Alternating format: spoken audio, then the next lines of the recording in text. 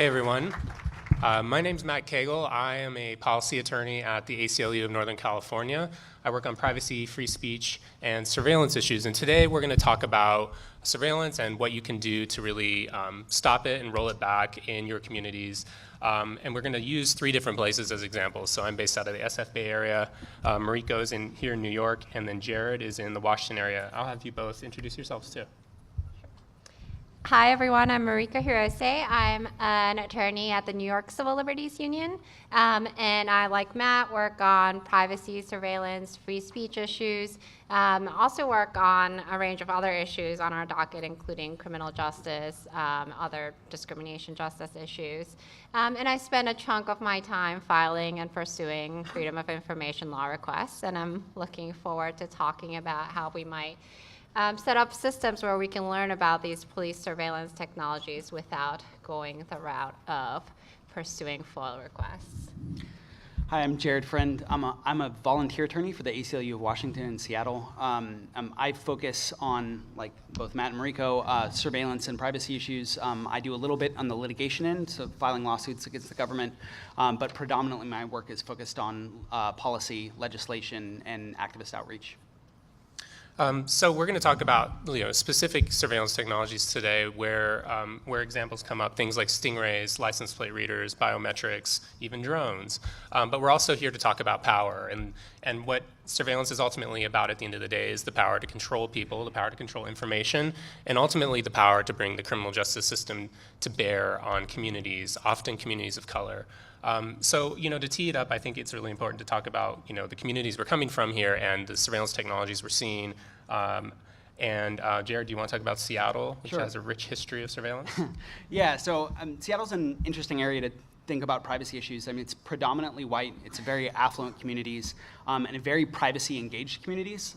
So there's been a number of cases where activists in Seattle have come out in opposition to acquisition of drones by the Seattle Police Department, deployment of closed-circuit TV cameras, deployment of mesh networks that could be used to monitor people's MAC addresses, things like that. But the one kink in all this is that Seattle is an area, like most of America, where white supremacy is a really serious problem.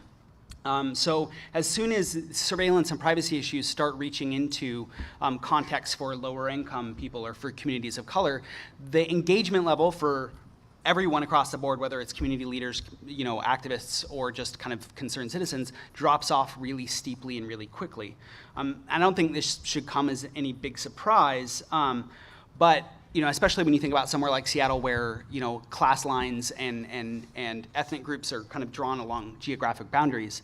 But what happens is that these arguments against surveillance and against privacy invasions that are unique or more exacerbated for these marginalized communities, these arguments end up falling by the sideline because they don't get the same type of support, they don't get the same type of airtime as lots of the other generic issues. So if you're talking about Black Lives Matter protesters and the police department surveilling them on social media, that doesn't get a lot of traction, but talking about deploying a CCTV camera in the in a white affluent neighborhood's park does. And so that's a tension and a problem that we've had to deal with a lot in those communities, and something that has been difficult, especially in the last few years. So in New York City, we have the NYPD, which talk about a rich history of surveillance, and even more recently, very concrete examples of the department spying on Muslim communities, allegations that included putting cameras right in front of mosques and using license plate readers in order to figure out who is going in and out of mosques. We also have the domain awareness system, which is the system that connects surveillance cameras, automatic license plate readers, now shot spotter data, other environmental sensor data, and aggregates it into one system. And questions about what policies are in place, how it's going to be expanding in the future, and whether we'll be notified about the way that system changes. We're also seeing, technologies coming in from the military. I mean, we're seeing this all across our country. Stingrays have been in the news. Those are devices that spy on your cell phones, can be used to track people. We recently got documents from the NYPD showing that they've been using stingrays since 2008. They've used it over 1,000 times. This had not been reported, though, in the media until this year. And they didn't have any written guidelines for their use, and they weren't getting warrants. They were relying on lower-level court orders. So Stingray is a very powerful surveillance device that was initially developed for the military. It's coming into the local police departments for use in everyday investigations. And questions arise about, why wasn't the public notified about this? And shouldn't the public have notice about what policies are in place? Shouldn't we all know about whether the police department is using warrants or not, or what kind of retention practices are in place? And one issue that comes up is all of this also seems like the tip of the iceberg, and there's probably a lot that we don't know about the police acquisition and use of surveillance technologies. In the Bay Area, there's always a desire and tech savviness because of the communities that live there. So many really, tech savvy folks live in the Bay Area. So there's this tension, though, because we also encourage our police departments to be at the forefront of certain technologies in places like San Francisco and Oakland and even Santa Clara County, which is in the heart of Silicon Valley. But there's a tension there because as we encourage that as communities, law enforcement is like in the Bay Area, it becomes the first one to always jump at new creepy surveillance technologies. For instance, the Alameda County Sheriff's Alameda County includes Berkeley and Oakland. The Alameda County Sheriff, we just learned a few weeks ago, not only has like one drone, which we had heard about in a surprise sort of public press conference, I think last year. They not only have one drone, they have like an entire arsenal of drones now. I think about half a dozen DJI drones that they've registered with the FAA, and that they've been rolling out at routine law enforcement sort of exercises. You'll see when these technologies are adopted, and if there's pushback or if there's questions asked of law enforcement, they always say, actually, we're only buying this so we can do search and rescue missions or to like fight terrorism or something. But the pattern always is that these tools, if there aren't safeguards in place that elected officials and the public can use to really constrain their use, if those aren't in place, then the tools end up being used for routine law enforcement. I think one of the drones was used to break up like a gambling ring that was running or being investigated in the Bay Area. We've also seen this with this tech savviness and like jumping to adopt new tools. We've seen it in social media surveillance. So the same analytics tools that companies in Silicon Valley and startups use can be repurposed, of course, to just do searches for hashtags on places like Twitter and Instagram. And because it's software, it often ends up being cheaper and easier to adopt than something like a Stingray, which might cost in the six figures. In Fresno, actually, Fresno is the Central Valley there in California. We learned last fall, working with local activists, we sent a public records request, and we learned that the Fresno Police Department had purchased social media surveillance software. And they'd actually tried out like 4 different tools because of the trial, like kind of testing periods that these companies were offering. So they didn't even have to pay to really try 4 different social media surveillance tools that scraped publicly available tweets, publicly available Instagram posts, Facebook, and then allowed for like hashtag and keyword searching, geo, specialization, and just kind of like zooming in on certain places where there had been geotags on the actual posts.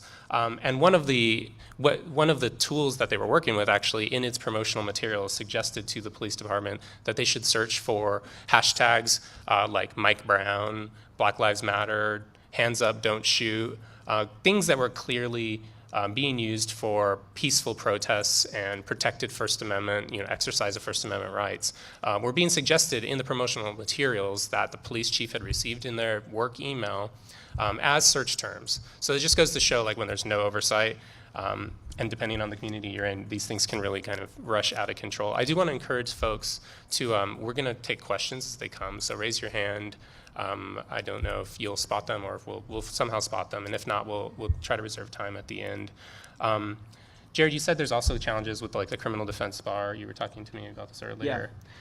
So I mean, I see this as probably one of the most crucial issues in the surveillance context, is that the current surveillance climate creates a set of circumstances where it's next to impossible as a criminal defendant to get adequate representation if you're being charged with a crime. And there's kind of two fundamental reasons for this. The first is the obfuscation that police departments are engaging in to prevent the public from knowing about these types of surveillance activities. So not only is this kind of kept out of the field of view of the general public, that also means that criminal defense attorneys that are representing you also don't understand or know the types of practices that law enforcement are engaging in. This is magnified, of course, by things like parallel construction, where if a police department finds a piece of information using illegal or questionable means, they'll just come up with another story for how they got that piece of information, write a new narrative for how they came across it. For example, in Washington, we found out that the Tacoma Police Department had a stingray as a result of some investigations done by some activists. Upon learning that, we sent some public records requests to specifically for the list of cases that a stingray had been used in, because first and foremost, we wanted to understand what types of cases they were being used in. But as soon as we got that list, we sent it around basically to every venue that we could come across that criminal defense attorneys might see, and let them know, hey, this thing was used, this is how it works, these are some of the legal challenges you might raise, and here's like all the case numbers. Let us know if you have any questions. And I got dozens and dozens of emails back from criminal defense attorneys that said, I got this email, my case is in your list, I have no clue what the fuck you're talking about, can you explain what's going on and how this works and why I'm seeing this? And it was a good example that like these people were being told entirely different stories for how the government had found out where where the defendant happened to be at a particular time. And so the second problem here, right, obviously building upon this first one, is that many of these criminal defense attorneys lack the expertise to really understand this stuff. Even the stuff that's pretty well explained and in public knowledge, like stingrays, even that type of stuff, it's really hard for some of these criminal defense attorneys to mount a good defense to this, much less to find, expert witnesses or people that can come in. And so, this is a really, really serious problem, because the forefront of these types of technologies are these criminal cases where, these people are being charged with drug crimes, or routine, property crimes, and they're not able to mount a good defense. And of course, this is magnified if you're someone that can't afford your own lawyer, right? And you're provided one by the state, where the expertise, restrictions are still in play, but there's also problems where, public defense attorneys typically don't have a whole lot of time to dedicate to cases, so they're not going to be able to get up to speed on this stuff anyway, even if the resources are available. So, can I just comment on one thing on that? You're lucky in the sense in Washington that you're able to get the list of case docket numbers, because I've tried to get that before, and a lot of departments don't keep track of this, and so they might have a list of users, but it's not actually connected to the criminal case that it resulted in, which just magnifies the problems of secrecy, and no one knows how it was used, and then the criminal defendants may not find out about it at all.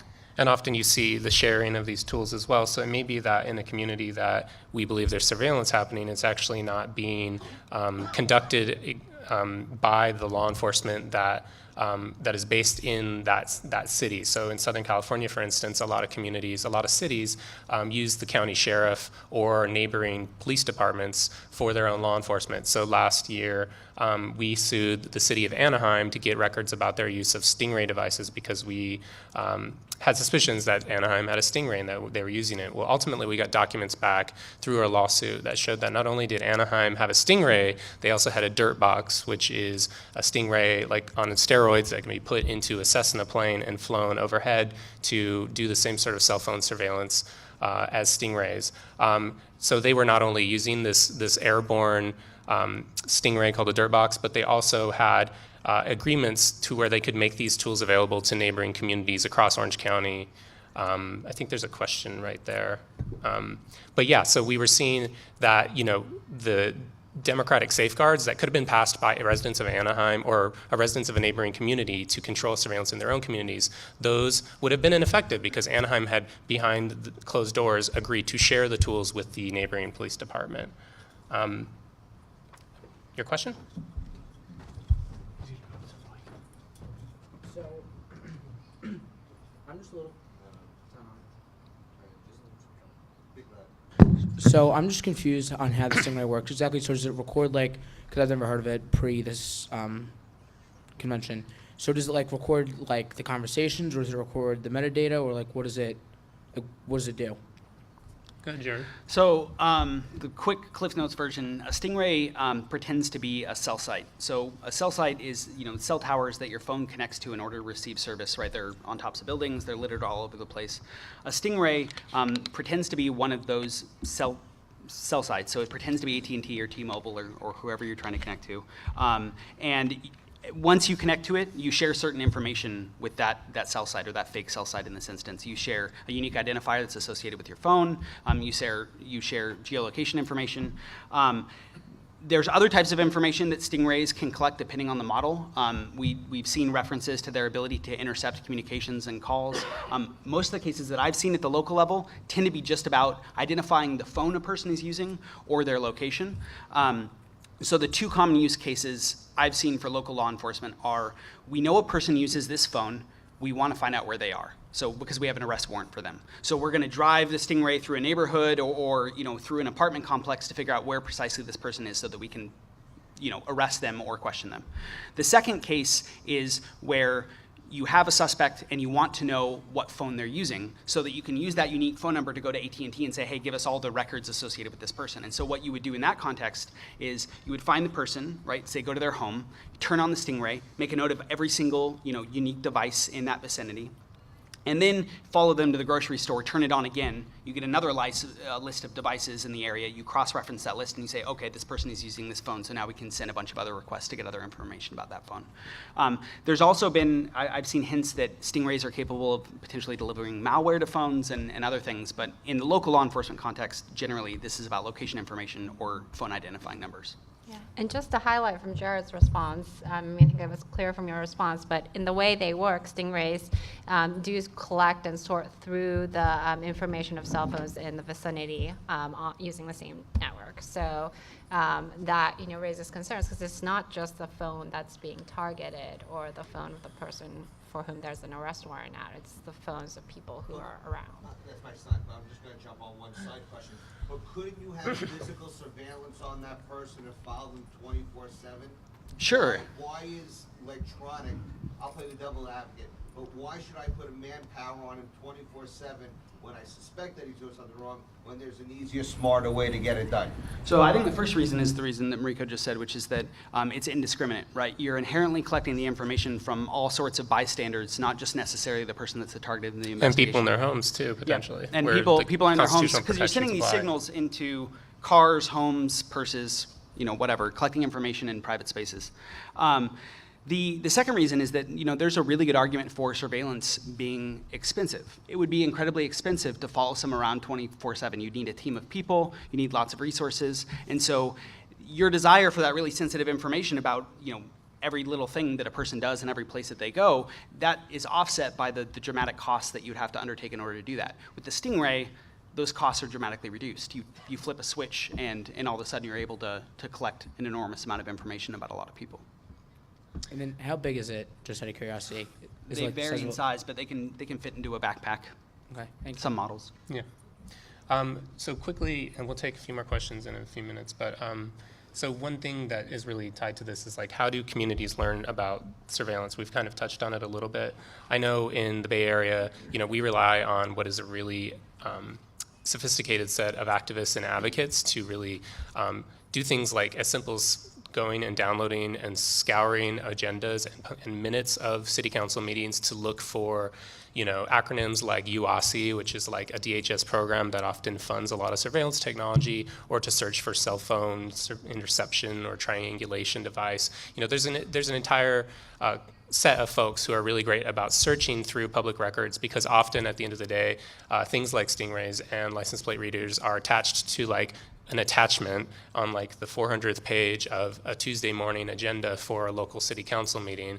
And so, often in a lot of these communities, and I think this is true across New York and Washington as well, is that there lacks mechanisms for really, making these things rise to the surface before they're purchased. Because once they're purchased and once the grant money, often from the federal government, has been spent, the cat's out of the bag. It's much more difficult for advocates and the ACLU to come in at that point and to force there to be, or to pressure them to adopt safeguards in place.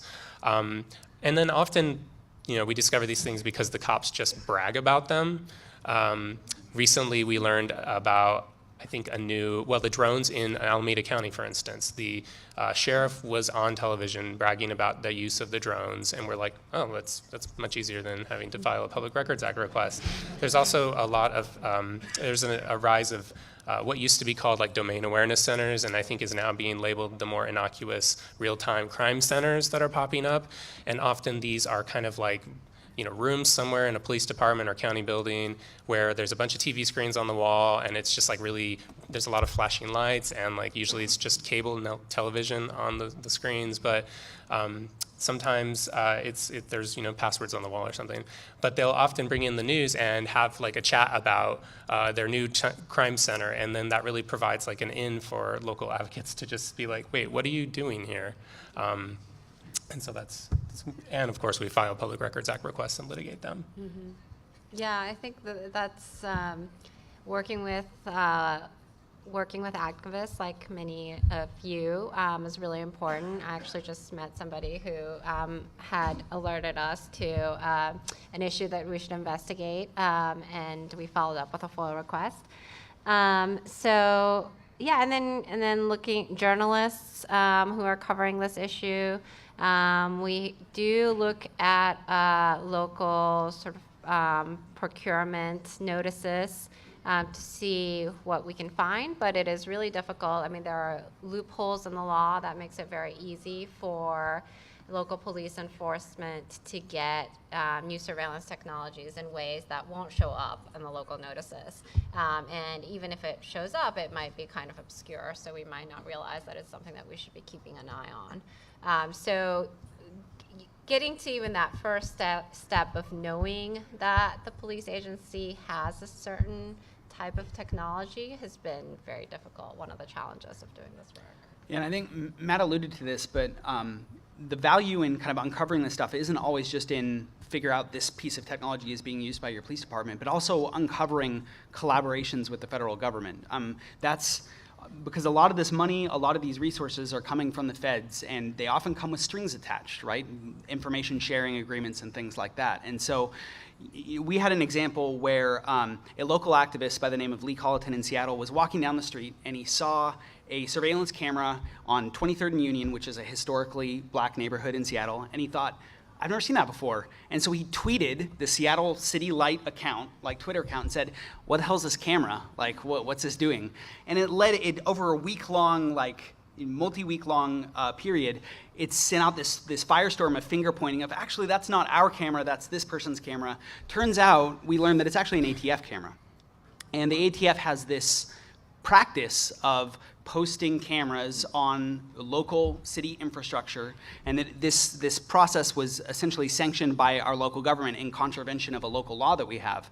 And so as much as Lee was interested in this camera, it was actually a much bigger indictment of this kind of collaboration that was going on between local government and federal government that was actually really compelling and led to a lot of controversy. So those types of kind of small questions can snowball into something much larger very quickly.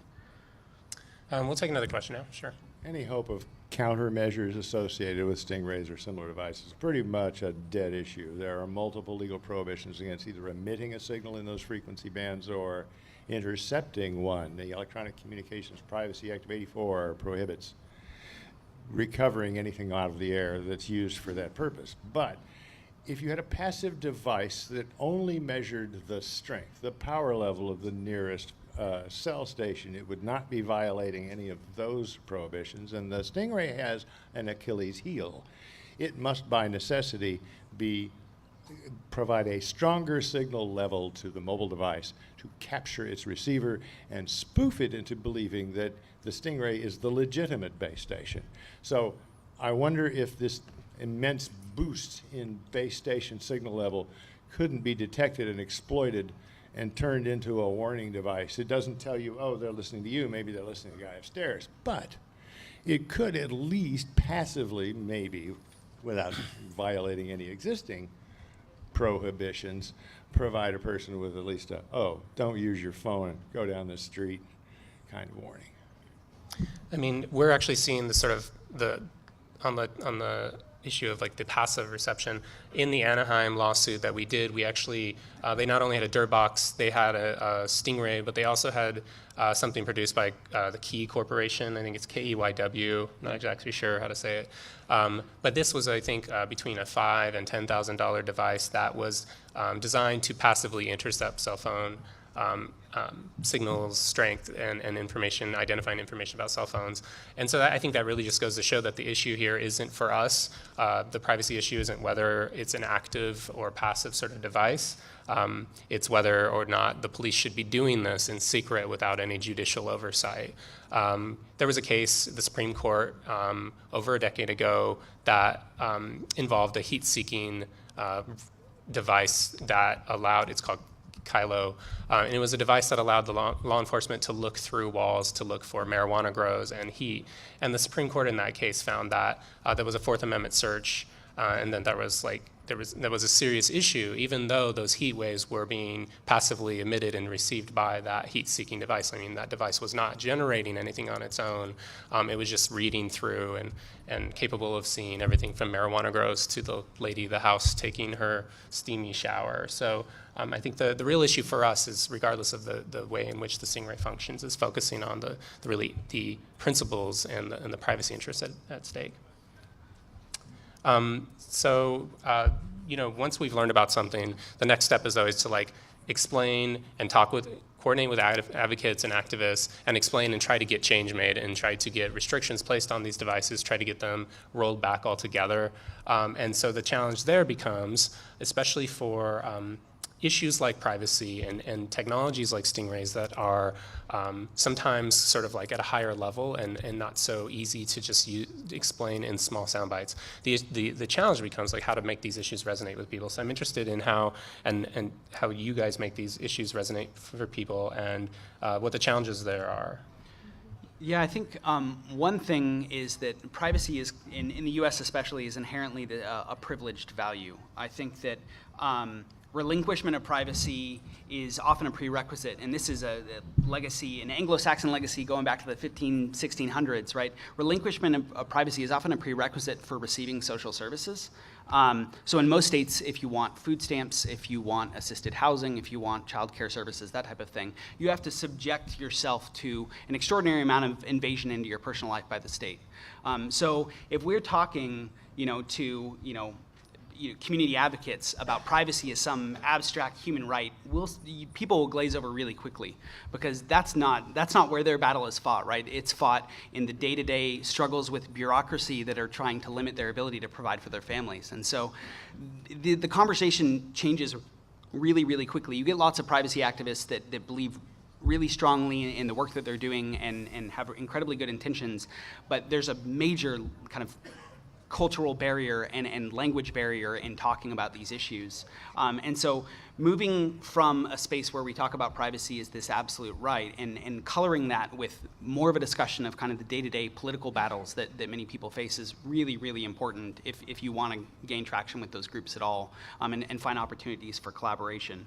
And that is useful as well when you bring the conversation from the community leaders and advocates to legislators or lobbyists, right, if you're trying to push for legislation or reform. Because those personal stories, those day-to-day stories are often much more compelling to, assuming they're a progressive, Democratic lawmaker or whatever, and they care about these issues at all. You're going to have a lot better time bringing it down and drilling down to these personal narratives as opposed to the strictly relying on kind of lofty ideals or constitutional principles. Yeah, I agree that talking about specific technologies and specific issues that communities care about is very important.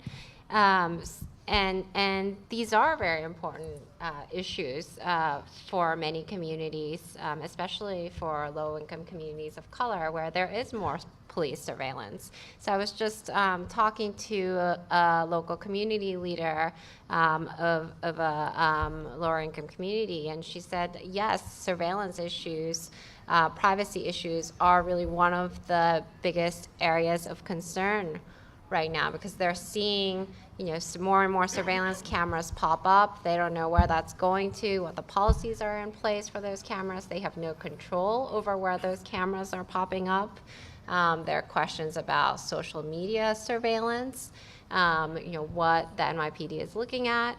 There are questions that have come up over these Link NYC kiosks that have popped up around the city, and there are going to be communities that are going to be depending on that in order to access the internet. So questions about what those kiosks are collecting and how that information is going to be used. These questions are all going to be very important for her community. Yeah, I mean, law enforcement often talks about surveillance technologies as a force multiplier, something that can make, surveillance cheaper, something that can make up for what is often like cut budgets at the local level, and this is happening in a lot of California communities where law enforcement is struggling to retain folks and sees the need for these technologies. Well, they say this is going to be a force multiplier, but I mean, it really can be a magnifier of biases as well, and that's what we like to focus on, and what we've tried to make a lot of effort doing at the ACLU is to really focus on the human stories and the fact that if you send tools to certain communities, and if those tools are collecting information about members in those communities, and if you're following your old patterns of policing, you're going to result in databases that are filled with information about certain communities and not other communities. The EFF did a great Public Records Act request and story a few years ago about Oakland's ALPR program. They requested during the week of Ramadan, and they looked for information about the use of, they asked for the hits, all of the hits of the ALPR machines, and then they mapped them out, and then they overlaid racial data and socioeconomic data, and it was so stark. I mean, whether it was deliberate or not, and it likely was not deliberate, all the hits, all the deepest purples on the map were in downtown Oakland, not in the hills of Oakland, not in Piedmont. Similarly and that overlapped with the poorest communities, that overlapped with the black communities. And so it just goes to show that if these tools are rolled out, they're going to be a force multiplier, but they are also going to multiply the biases that already exist in the way we police. And if there are not safeguards on that data and how it's collected and how it's retained, then it's going to be, an orders of magnitude of amplifying these biases. Is there another question? Yeah. I was hoping you could talk a little bit more about parallel construction and the due process issues that raises. I found in DC talking to a lot of congressional staffers who are more or less willing to sacrifice all of our privacy rights for security against mosquito bites, suddenly pause once you get to the part about parallel construction and say, wait, you have police officers lying in court under oath about the origins of evidence. That seems to be perjury on a mass scale. My question is, are you seeing parallel construction in courts or evidence laundering or perjury or whatever you want to call it at a systemic scale? And if so, what is the response to prosecutors and police officers seeming happy to circumvent due process rights of potentially tens of thousands of defendants? I'd say absolutely it's systemic, without a doubt. And there's of course different gradients of parallel construction. You have cases where, yes, you have a police officer lying in open court about where he found a piece of information. We see that all the time. But then you also have cases where the police department or the prosecutors are just misleading in mass. So the classic example of this with stingrays is, and this took place in Washington as well as many other places around the country, is that you had these police departments going to judges and saying, we just need a PIN register. And so what a pin register is it's a device that is a relic of when, you know, we had actual phones with wires. And what the pin register would do is basically just monitor kind of outgoing and incoming calls, like this number dialed this at this time, the call lasted this long. So that type of metadata about landline phone calls. So they were using existing pin register laws to request the information collected by a stingray. Obviously, these technologies do not map to each other, but they didn't bother to clarify this point to anyone. Criminal defense attorneys, judges even. So we had this fantastic kind of incident in Washington where it became apparent that, thanks to some activists, that Tacoma had a stingray, that they were using it kind of persistently. And a local journalist by the name of Kate Martin, who works for the Tacoma News Tribune, had the wonderful idea to basically call up the judge and say, hey, do you know what a stingray is? And the judge said, a what? And had no idea. And, you know, the fact that he had been misled willfully and intentionally by the police departments, coupled with the fact that a reporter called him to ask about it, led to basically a very, very upset judge who got a bunch of other judges very, very upset and changed the rules internally for how they would process these types of requests. But to answer your question, you know, yes, absolutely systemic across the board. Yeah, and these systemic problems stem from the confidentiality agreement that the FBI has been making these local police departments sign before getting the stingrays, right? So we got one of these documents in one of our public records request litigation, and one of the paragraphs is you will not, essentially not disclose any information about stingrays in a number of circumstances, including in response to court-ordered disclosure, unless you get prior written consent of the FBI. And if it looks like you're going to have to disclose that information, we may request that you drop the prosecution. And that was in the confidentiality agreement, so there's already the culture of trying to not get this stuff into the court and trying to mislead. Yeah, and I think this is, as more is learned and more is revealed about stingrays, we are seeing a shift, though, in the willingness for local, you know, law enforcement to just dive right into these NDAs and buying these tools. I know in Alameda County, which is where advocates, they not only have drones there, but they also have stingrays. Advocates discovered that they were going to do, the DA was seeking out an upgrade to their existing stingray to something that could track 4G and LTE cell phones. And activists caught this at the right time because they looked at the minutes and the agenda and they saw it on there, and brought it to the attention of the DA and the Board of Supervisors, and really passed what is probably, I would call the model local stingray policy, requiring a warrant under a new California law called CalECPA, requiring a warrant for the use of this tool and requiring none of these, it doesn't allow for any of these fishing expeditions where you drive through a community without an IMSI number already that you're looking for. So it really reduces the sort of secondary effects on third parties.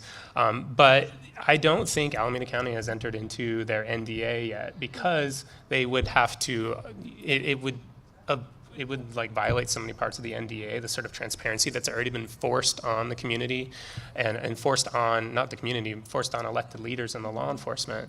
And so I think we're seeing a shift, and I think Harris and FBI are scrambling to figure out how to keep these secret going forward as places like Alameda County and Seattle and New York really push back on them. We'll take another question. Yeah, I remember reading an article where after it was revealed that an aerial drone had taken pictures and it led to a kidnapper being caught, that actually led to a town hall meeting, and one of the responses from somebody who supported the drone was, when it's your kid, then you would have supported it was your kid, right? So when these things do come to the forefront, when it does lead to a town hall meeting and they're actually discussing it, do you on the whole see the civilians, the communities supporting it or standing against it? And what's the best way to approach somebody who completely understands the issue but still feels safer because of these ALPRs and things like that? Can I talk about the surveillance self-defense piece? Yeah. So, I mean, I think it really depends on the context, right? Where these conversations come up. I think you're absolutely right that town hall meetings in the right context, everyone's going to go, yes, surveillance, please, because I'm worried about, think of the children, that kind of thing.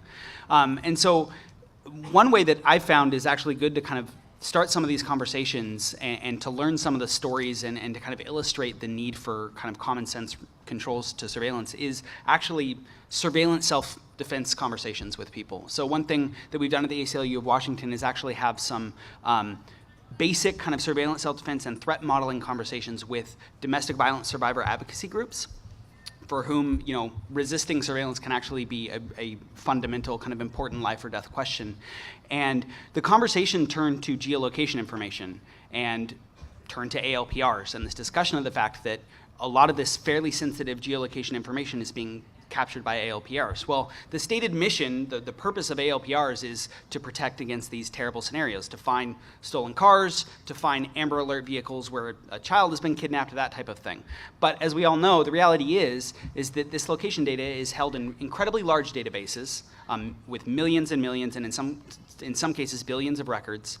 It is shared with the feds, it is shared with private companies. Sometimes private investigators can get access to these things, members of the public can get access to them. So all of a sudden, this conversation with these domestic violence survivor groups turned to, well, surveillance self-defense only goes so far, right? There are some cases where because law enforcement or because other agencies are collecting, you know, limitless amounts of information, and the fact that other people can get access to it, that there's a threat that you have to confront.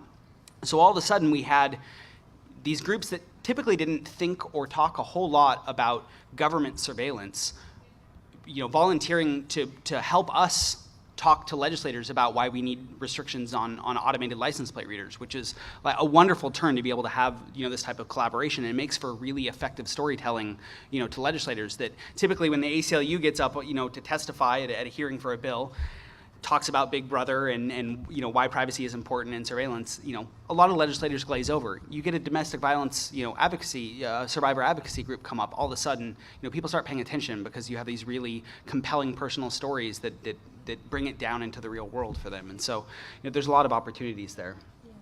I think it's also important to say, you know, we're not saying like no police surveillance technologies ever. For the most part, you know, what we're saying is, well, it depends on the technology, but a warrant is appropriate if there's an intrusion on privacy, and there are emergency exceptions to that. There are some state laws where you still, you know, you can get a warrant really quickly in a case of an emergency, or there might just be you know, you just go and fly a drone if there is an immediate emergency. You know, what we're talking about is, you know, what level of process is appropriate before the police engage in surveillance of communities. Yeah, I think to piggyback on what Jared was saying, for us in passing reforms in a place like Santa Clara County, where we recently worked with local advocates to pass ordinance that requires there be public process, notice to the public about any proposed acquisition. So before the money is even applied for to the federal government, oversight for tools that have been voted on by local legislatures. There has to be a strict use policy in place that addresses all the sort of data concerns, including security and retention and sharing with others. And then also annual auditing. So one of these ordinances recently passed in Santa Clara, and it would not have passed had the ACLU simply supported it. What we relied on was, and it started with conversations with activists and community members, bringing to bear our knowledge about the actual surveillance tools to talk about the ways in which it impacts their lives. So we had organizations like CARE, the Council on American Islamic Relations there, who have a history of legitimate and concrete concerns about government and police surveillance. We had the Center for Media Justice. We had Restore the Fourth.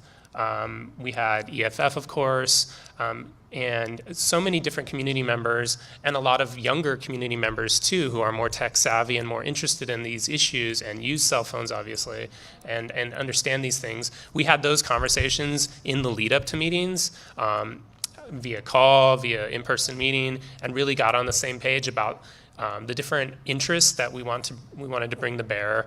And then we had individual meetings. The groups had individual meetings with actual local legislators, which I would encourage folks to do. If you see law enforcement adopting these tools or seeking to adopt these tools, email, tweet at your local city council member, board of supervisor, your state legislature, set up a meeting. They tend to be like really responsive and want to do a really good job.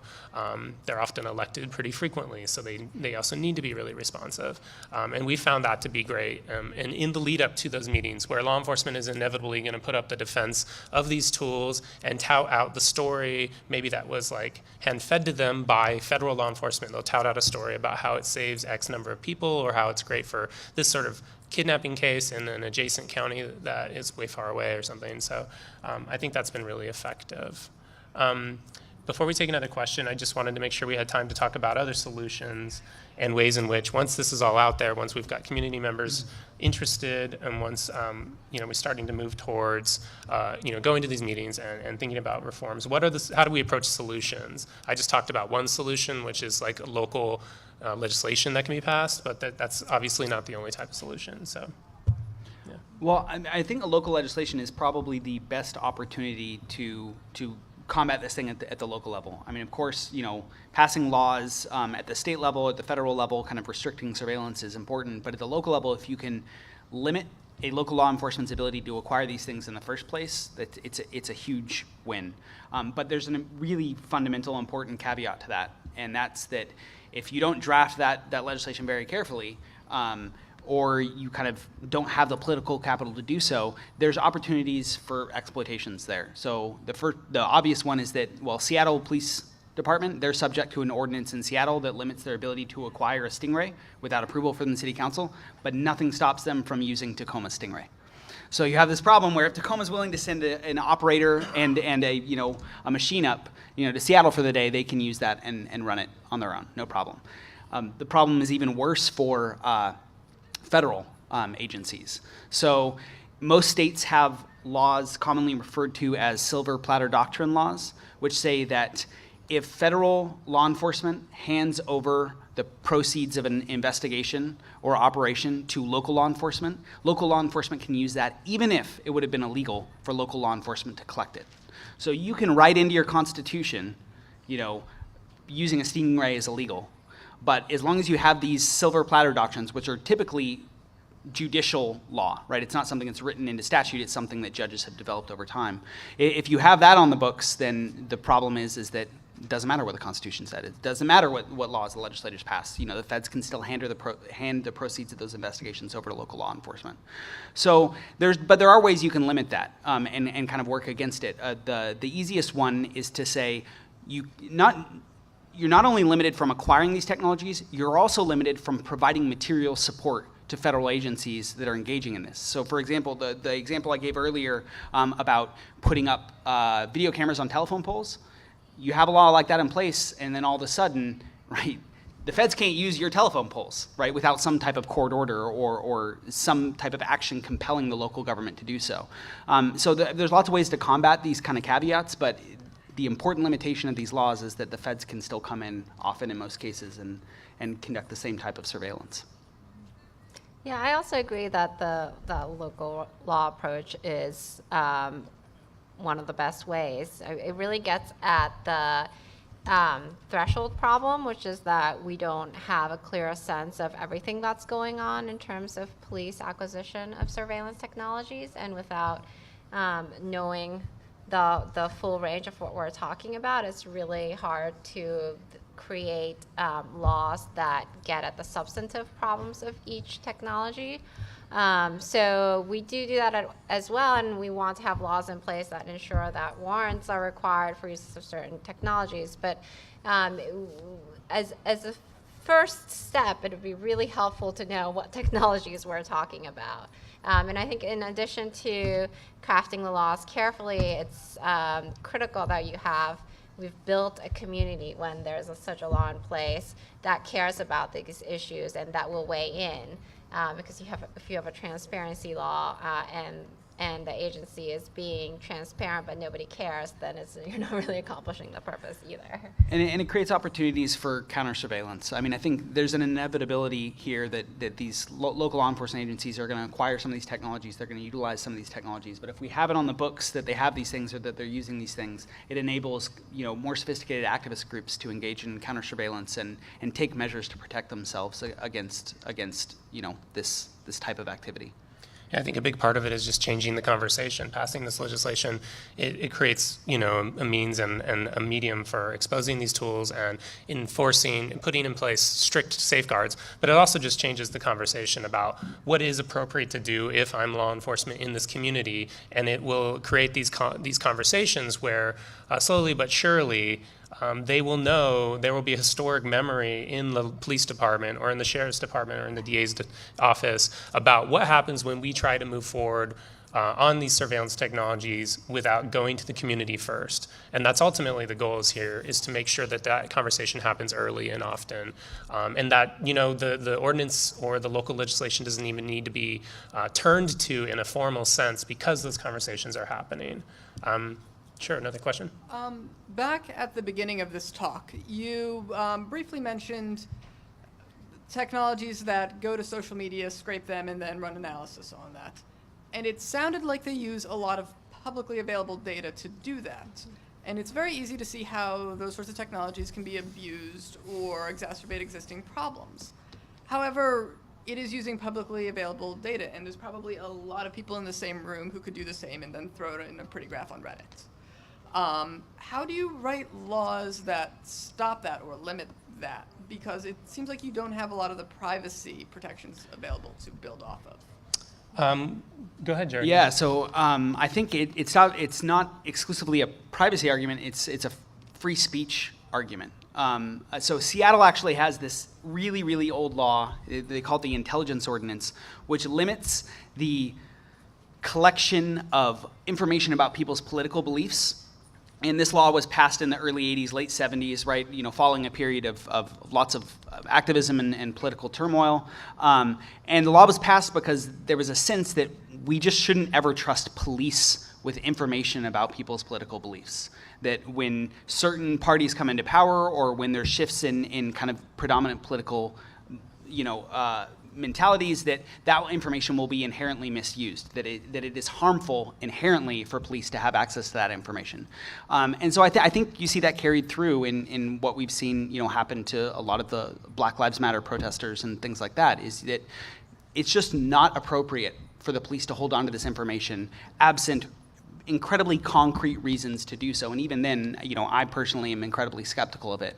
But, you know, there is precedent for having laws like this passed. I think there's 2 or 3 of these in the country. And it would be interesting to try and update them so that they limited this type of activity, because currently I think that they're drafted in a way that never contemplated, you know, Facebook or Twitter or anything like that. So Yeah, I think, you know, we make rules all the time as a society about what law enforcement may do that have nothing to do with the constitutional issues at play. So, like, yes, this is, we believe, a privacy issue. We believe it's a First Amendment issue. But also, we don't think police should be on Facebook at work, and we mean that in more than one way. Like, we have the power as a society to decide that there are certain lines we're going to draw about police conduct and law enforcement conduct, and if that involves them not being able to go wholesale search for hashtags that are related to peaceful protesters without any sort of justification that they've maybe written down and justified to a supervisor or to a judge, well then so be it, they can't do that. We can decide they can't do that. Yeah, so I think that about wraps up our talk. Thanks guys for coming out. Appreciate it.